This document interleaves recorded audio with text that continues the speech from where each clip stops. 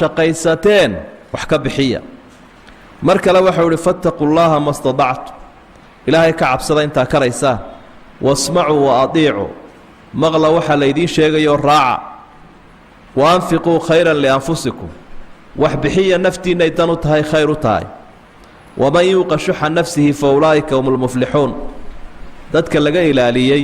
bakhaylnimada naftooda ilaahay ka ilaaliya way liibaaneen nebigu calayhi salaatu wasalaam isagoo sadaqada ka warramaya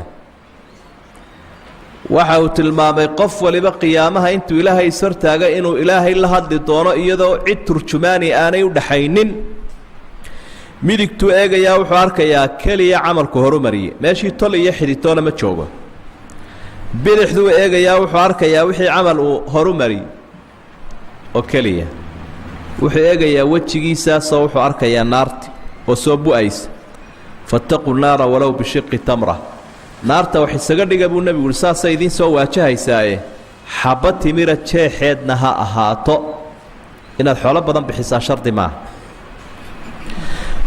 fadligii sadaqadaynuu gallay raqamka koowaad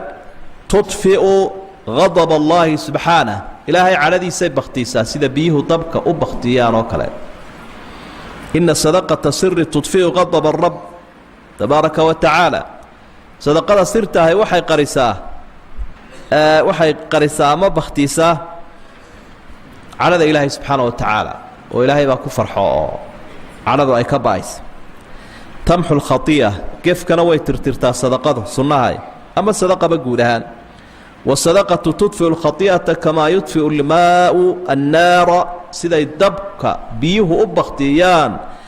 ayaa sadaqadana ilaahay dembiga ugu bakhtiya ilaan dembigu waa naar holcaysa faa'iidada saddexaad waxa weeye wiqaayatun min annaar naarta ilaahay kaga xijaabaa sida aynu horeba usoo aragnay walow bishiqi tamra carshiga ilaahay ama aan idhaahnay harka ilaahay baa lagu helaa maalinta qiyaamaha